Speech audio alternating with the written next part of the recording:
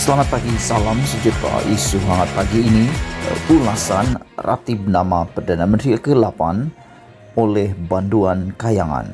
Berita sepenuhnya.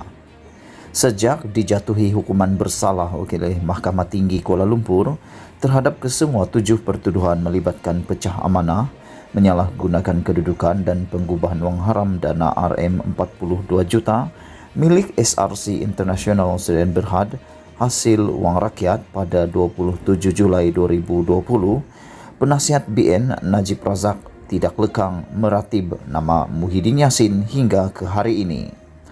Tokoh Banduan yang dianggap kayangan kerana masih dibenarkan merayau bebas sana sini ketika sedang dalam proses rayuan itu berhadapan hukuman penjara 12 tahun dan denda 210 juta. Bukan itu saja, rakyat tidak lupa bahawa wakil rakyat pekan itu juga sedang dituntut pembayaran tunggakan cukai RM1.69 bilion dan anaknya pula RM37.6 juta oleh LHDN melalui mahkamah. Najib boleh berikan 1001 alasan di media sosial kononnya beliau dianiaya, namun hakikatnya sebagai Perdana Menteri ke-6 Malaysia ketika skandal antarabangsa melibatkan wang negara itu kecoh seluruh dunia, Najib adalah watak paling berkuasa untuk menghalang campur tangan broker seperti Jolo dalam urusan bisnes pelaburan syarikat proksi kerajaan seperti 1MDB. Namun apa yang Najib buat selain memecat Muhyiddin daripada jawatan timbalan Perdana Menteri dan seterusnya daripada UMNO hanya kerana orang nombor 2 kerajaan itu mempersoal asal kemasukan sejumlah besar dana RM14.5 juta ke akaun peribadi Najib melalui M-Bank. Mungkin bermula daripada situ Najib cukup fobia dengan nama Muhyiddin, lebih-lebih lagi apabila Abah makin mendapat kepercayaan rakyat. Apa pula kaitan semua fakta sejarah di atas dengan situasi semasa ekonomi negara? Ya betul, banyak negara sedang merangkak memulihkan ekonomi mereka setelah dihentam teruk oleh wabak COVID-19 daripada awal tahun lepas hingga ke hari ini. Tetapi bezanya Malaysia terpaksa menanggung kerugian berganda apabila dalam waktu yang sama terpaksa membayar hutang wang MDB sebanyak RM41.36 bilion.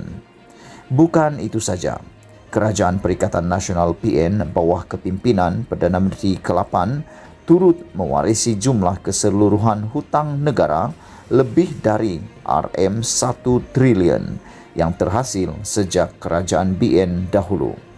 Ini fakta yang pernah diumumkan oleh Menteri Kewangan, Senator Tengku Zafrul Abdul Aziz April tahun lalu. Maka sudah pasti ia turut memberi kesan terhadap pemulihan negara serta kesejahteraan rakyat marhaen. Meratib nama dan cuba menyalahkan langkah-langkah mengekang penularan COVID-19 seperti Perintah Kawalan Pergerakan PKP yang terpaksa diambil kerajaan pimpinan Muhyiddin lalu adalah sikap terdesak pihak yang pernah saya label sebagai binatang politik kerana menagu di air keruh ketika negara terlibat dalam perang global menentang virus maut tersebut. Malah sikap munafik Najib makin terselah apabila beliau sendiri pernah secara terbuka mencadangkan kerajaan PN melancarkan PKP atau lockdown paling ketat seperti yang pernah dibuat ketika awal tahun 2020. Kesan besar langkah itu walaupun positif untuk mengawal penularan COVID-19, namun ia memberi impak drastik terhadap ekonomi rakyat. Oleh kerana itu, ia tidak diulangi lagi agar wujud keseimbangan antara ekonomi dan kesihatan rakyat. Najib bukan bodoh atau mudah lupa, walaupun dirinya seringkali memberi jawapan tidak tahu ketika disoal dalam mahkamah. Agak mustahil seorang anak negarawan yang belajar tinggi di luar negara dan ada pengalaman pegang jawatan Menteri Besar Pahang paling muda dalam sejarah negara boleh tertipu oleh tauke skamer seperti Jolo yang bergambar dengannya sekeluarga atas kapal mewah. Kesimpulannya, pemulihan ekonomi negara di zaman wabak COVID-19 ini mungkin lebih baik jika pentadbiran Muhyiddin yang sering melunaskan bantuan demi bantuan tidak diganggu dan jika negara tidak terbeban dengan hutang serta liability tambahan akibat bisnes menyamun wang negara oleh skandal 1MDB melibatkan penasihat emeritus SRC yang juga Menteri Keuangan serta Perdana Menteri ketiga itu. Ditulis oleh Dr. Muhammad Faiz Aman, ialah ahli Majlis Pimpinan Tertinggi Bersatu.